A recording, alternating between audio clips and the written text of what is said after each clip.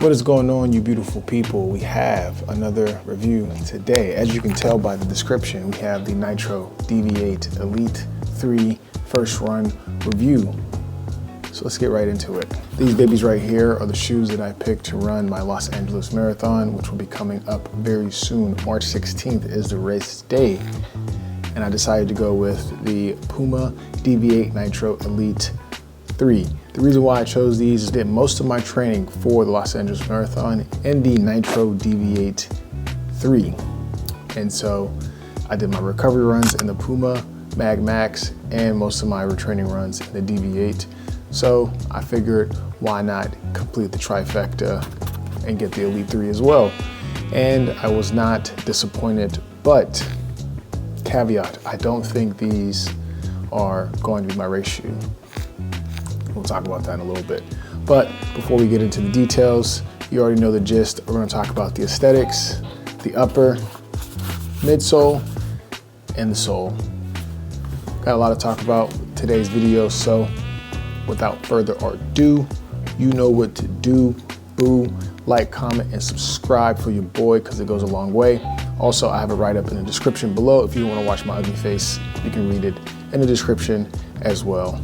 So in my opinion, this shoe is very sleek, very modern in today's standard. It is a race day design shoe. By just looking at it aesthetically, you can just see it's very sleek, very narrow, and you can just tell this thing is prepped for race. It has very aggressive designs, angles, and it looks very aerodynamic. Very clean lines, and the colorway, eye-catching. I think Puma makes some of the best colorways in my opinion. Baby girl might be up. Up, baby girl is up. Let's go get baby girl. Baby girl has woke up from her nap, so she will be joining us in today's video. Everybody say what's up, Amalia. Hey, what's up, y'all? Thanks for watching Daddy's video. Also, one of the things I love about these Puma Deviate Nitro Elite 3s is this big bold swoosh here and that Nitro branding. Also, you have that hit in the back and then this big Nitro hit on the medial side as well with that power tape. That Puma hit right on the toe box as well gives it some nice contrast. These shoes are very bright. Look at her, she's like, I like these, Debbie. These shoes are very bright and they're definitely made to stand out. All right, let's talk about the upper. The upper in these particular shoes are made of mono mesh.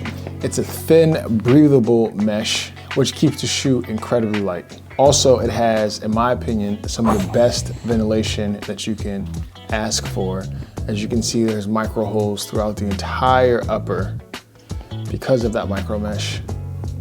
Now, we don't know about durability yet because this is the first run review, and I don't know if I'm keeping these or not. I'm still deciding, but durability will come once we hit 100 miles, if we hit 100 miles. Now, also, it has to be mentioned that the upper is also very, very snug. It's a snug fitting upper.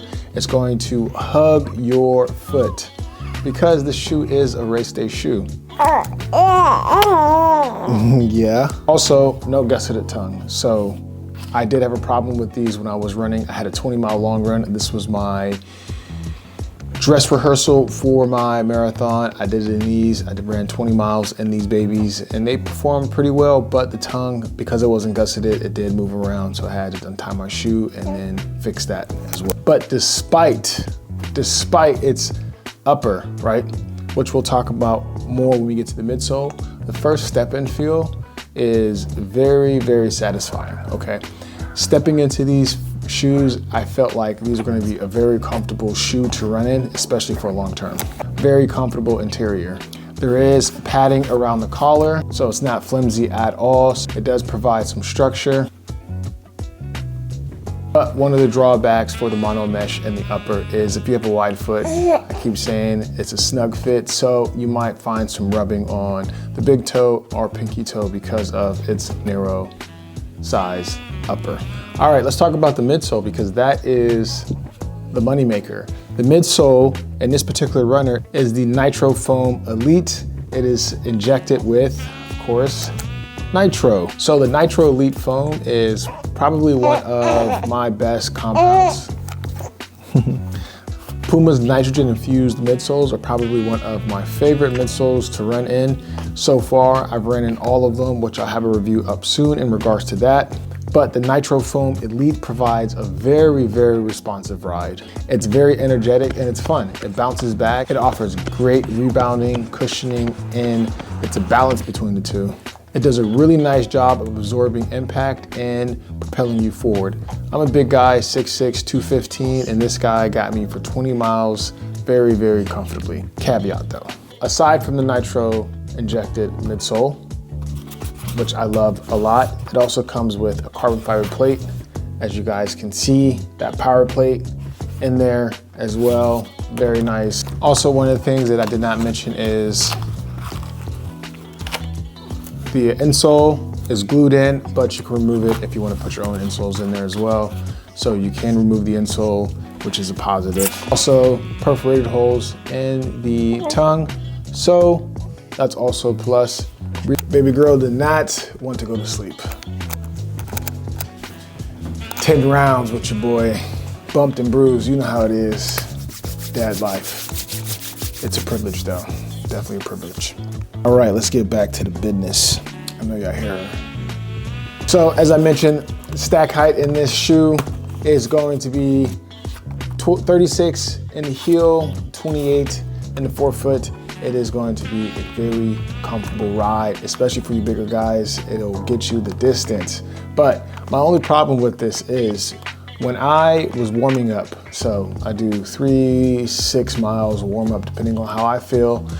I didn't lace these up super tight. I just laced them up like I would lace up a pair of casual shoes, and I got to running in them and they felt amazing.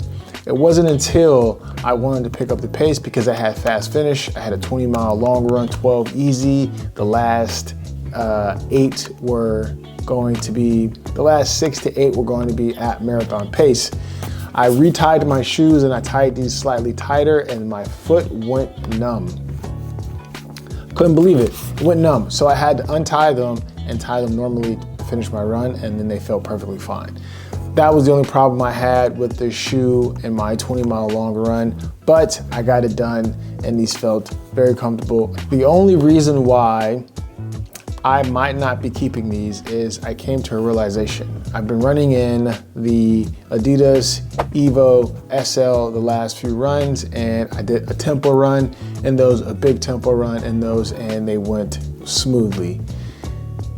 So it got me thinking, do I really need a super shoe to achieve my marathon goal, which is hopefully I can run a 318. That's the goal. I'm trying to run a 318. Do I need a super shoe to run a 318? And the answer is probably not. So I don't see the point in having these to run a marathon if I can use the Evo SL, which costs 150 bucks. These cost $239 if I'm not mistaken, 229 or 239. So that's a big difference. I don't probably need these because I'm not fast enough for these. It's nice to have, they're pretty, but I don't know if I'm gonna utilize them to the full benefit. That's the only point. This is a very suitable shoe if you're a bigger runner and you want to have a shoe that is going to give you some stability and also a very comfortable ride. This shoe is going to be for you, but it is just not the shoe for me right now. I'm sorry. Also, if you're looking at this shoe, some considerations, because this shoe, it was hard to find this shoe, to be honest with you. I think Running Warehouse had this shoe.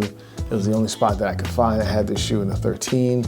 The Puma website didn't even have this shoe. So if you're looking for a similar shoe, the Saucony Endorphin Pro 4 is a great alternative as well. Hope I didn't miss anything. That is it for you all. If you have any questions, any concerns, let your boy know. I'll see you guys in the next one. Deuces.